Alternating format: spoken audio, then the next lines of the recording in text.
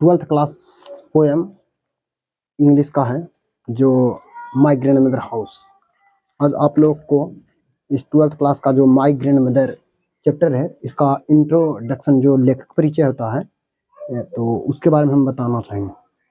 अगर वीडियो आपको अच्छा लगे तो जरूर शेयर करें दोस्तों को। तो पहला हम जो इंट्रो में है, अगर इंट्रोडक्शन से आप लोग 20 ऑब्जेक्टिव निकाल लेते हैं और जो समरी होता है उस कॉन्सेप्ट से जो पंक्ति होता है उससे अगर 10-15 बन गया इस चैप्टर में रहेगा क्या, समरी भी लिख लेंगे, थी भी पूरा अच्छा से पढ़ लेंगे। तो ए टू जेड समरी और आसान लिखने में, इसलिए आप लोग कम से कम वीडियो को अच्छी तरह से देखें और जहां तक हो अगर वीडियो अच्छा लगे तो कमेंट जरूर करें।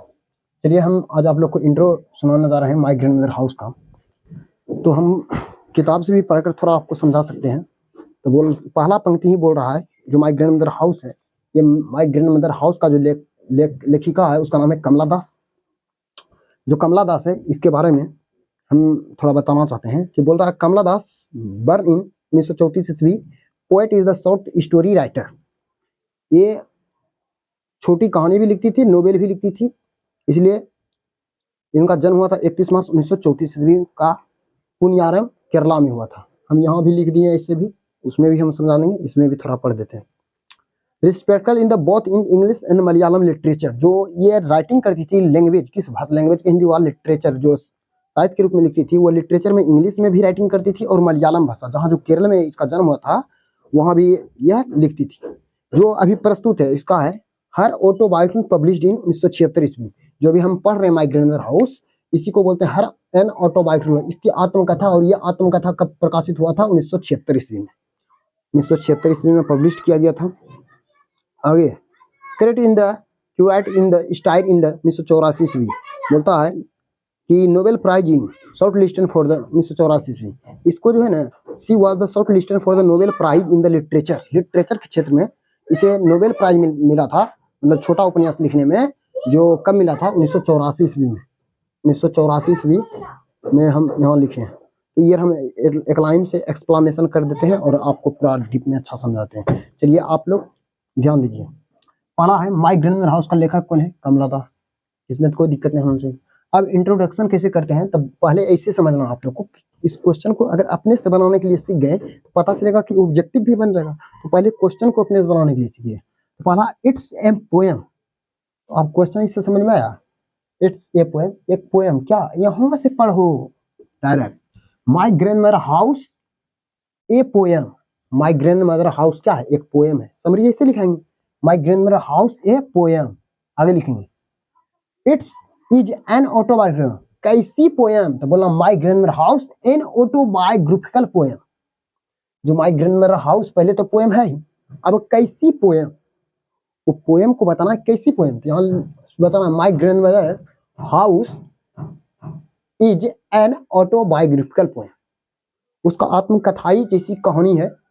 या अगर ऑप्शन में ये नहीं रहेगा तो लिरिक मार सकते हैं, कोई दिक्कत नहीं। आगे माय ग्रैंड, यहाँ से लो समरी भी ऐसे लिखते हैं। पहले लिखेंगे my grand mother house is a poem. My grand mother house is कैसी पोएम? तो N autobiographical poem. My grand mother house composed, किसने लिखा, किसने रचना किया, किसने निकाला है? यहाँ से my grand mother house composed. Composed का मतलब होता है रचना। कंपोज्ड बाय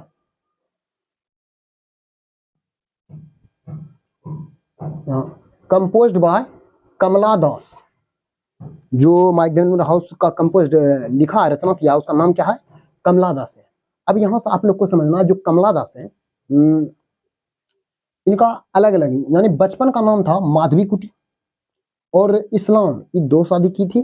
जो पहला हस्बैंड था इसका मर गया था और 1999 ईस्वी में उन्होंने धर्म परिवर्तन कर लिया और एक मुस्लिम से लगाव होने के कारण उन्होंने 1999 ईस्वी में वो मतलब इस्लाम कबूल कर ली। जो महिलाएं थी कवित्री हमारी इंडियन, वो बाद में इस्लाम कबूल कर ली और उस समय कमला सुरैया उसका नाम था। इस्लाम कबूल जब किया ना तो उसका नाम वहाँ मतलब चेंज कर दिया, क्योंकि इंडियन तरह रह नहीं सकता है, तो इस्लाम में उसका नाम पड़ गया कमला सुरैया, इस्लाम कबूल करने के बाद। तो क्वेश्चन ये भी रहेगा, इस्लाम कबूल करने के बाद जो है कमला दास का नाम क्या पड़ा था? तो कमला सुरैया। कमला दास का बचपन का चाइल्डहुड नेम क्या था? तो बोलना माधवी कुटी, कोई दिक्कत नहीं। आगे है कि जो कमला दास है, इनका कमला दास का मतलब वर्ण बताना है। कमला दास का जन्म कब हुआ था? 31 मार्च 1934 ईस्वी at the Punnayurkulam in the Malayalam Kerala. आप लोग केरल का जो मलाबार तट है उसी के नजदीक एक पुनियारम गांव है, वहीं हुआ था इसका। इसीलिए यह मलाबार लैंग्वेज में भी, मलयालम लिटरेचर में भी ये क्या करती थी, लिखती थी अपने भाषा में और इंग्लिश दोनों लिटरेचर में लिखती थी। और ये बताना कब हुआ था? 31 मार्च 1934। हमारे बिहार में सबसे ज्यादा जो भूकंप आया था तहस नहस किया था 1934, ऐसे याद रखना। बिहार में जब सर्वाधिक भूकंप आया था तहस नहस कर दिया था, वही खतरनाक भूकंप में इसका जन्म हुआ था 1934। आगे डायट देखो, ये भी 31 से स्टार्ट है, ये भी 31 से, वो मार्च है ये मई। 31 मई 2009 ईस्वी का इनका क्या हुआ था?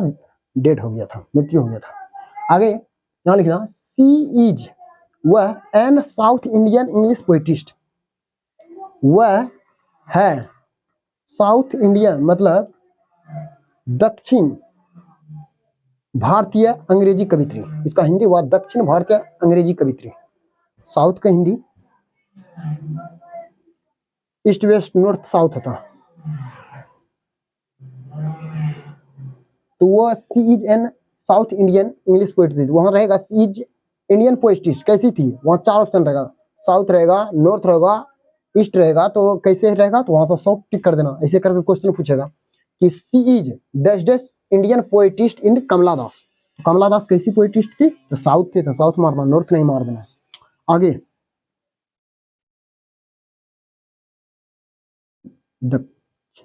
आगे सी वाज ए पोइटिस्ट, जो कवित्री थी, एक कवित्री जो कमला दास है, वह था किस रूप में? तो वो लिखती थी, मतलब राइटिंग करती थी। यहाँ एक राइटिंग छूट गया, WRI राइटिंग।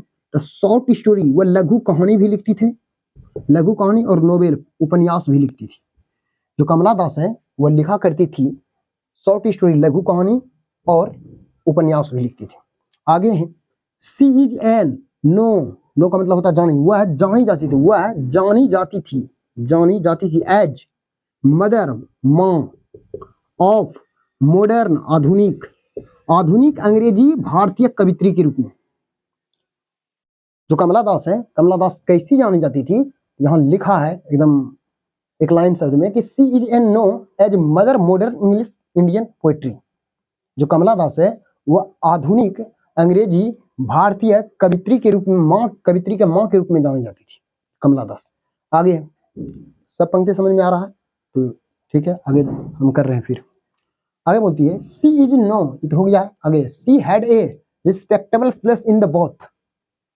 जो रिस्पेक्टेबल था प्लेस, उसका जो स्थान था, वह किस लिटरेचर से लिखती थी, किस भाषा में?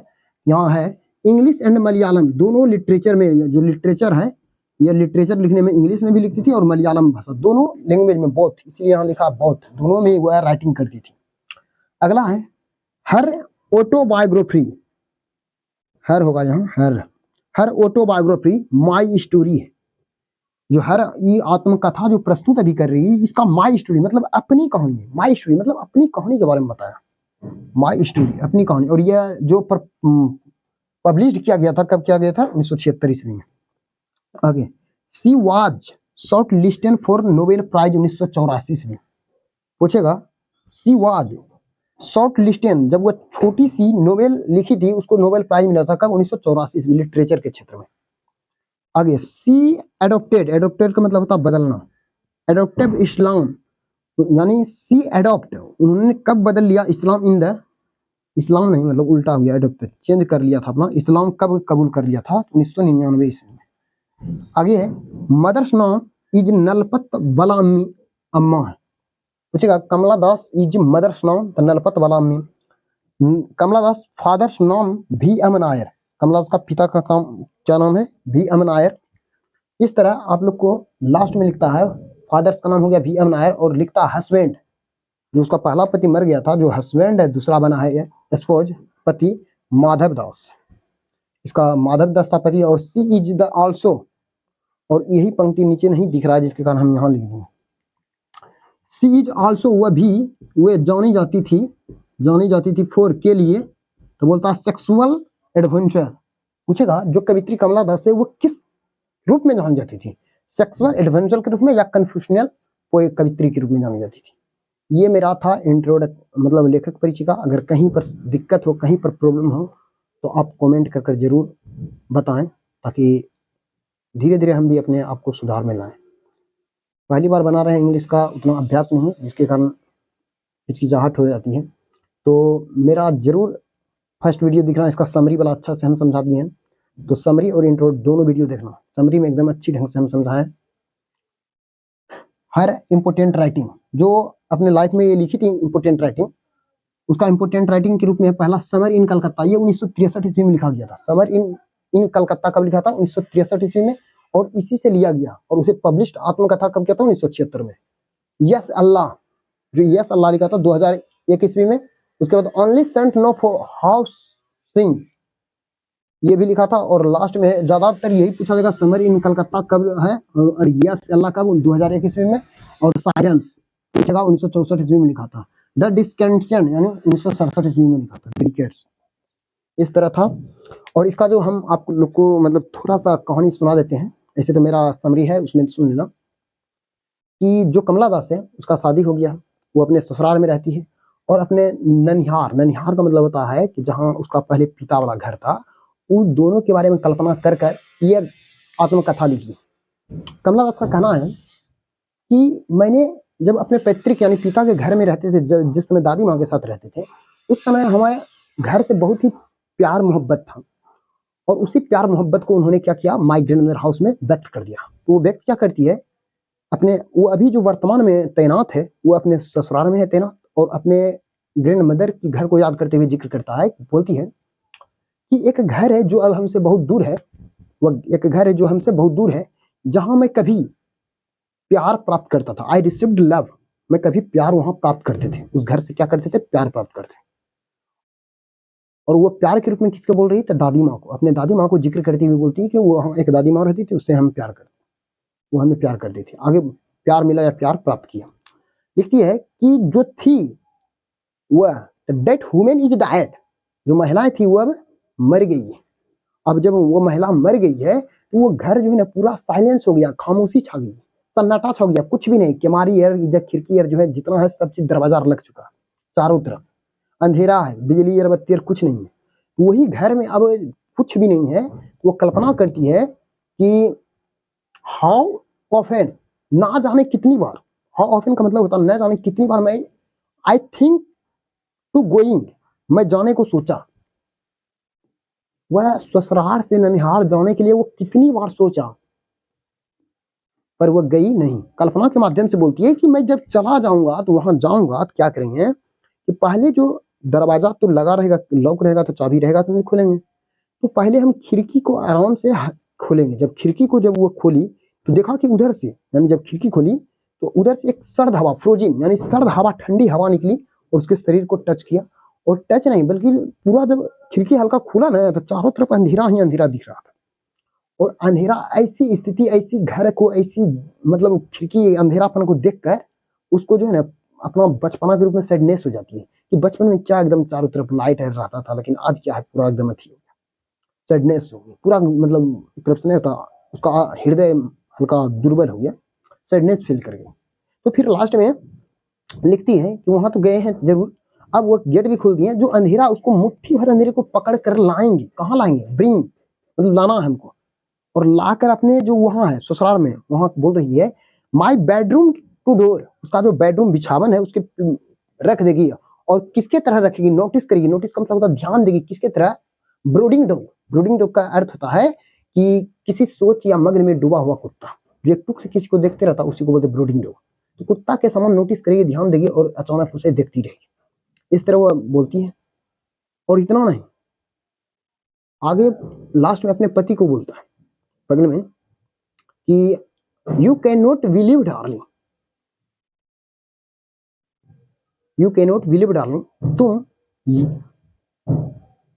मेरी जान तुम यकीन नहीं कर सकते हो। ये बोलती है कि मेरी जान तुम यकीन नहीं कर सकती हो मैं अपनी दादी माँ को कितना, दादी माँ का घर कितना याद कर रहा हूँ। इस तरह आगे बढ़ती हुई फिर बोलती है कि उस घर में जो हमें प्यार मिला था, उस घर पर हमें गर्व की बात है, उस वहां जो दादी माँ का प्यार मिला था वो हम कभी भूल नहीं सकते हैं।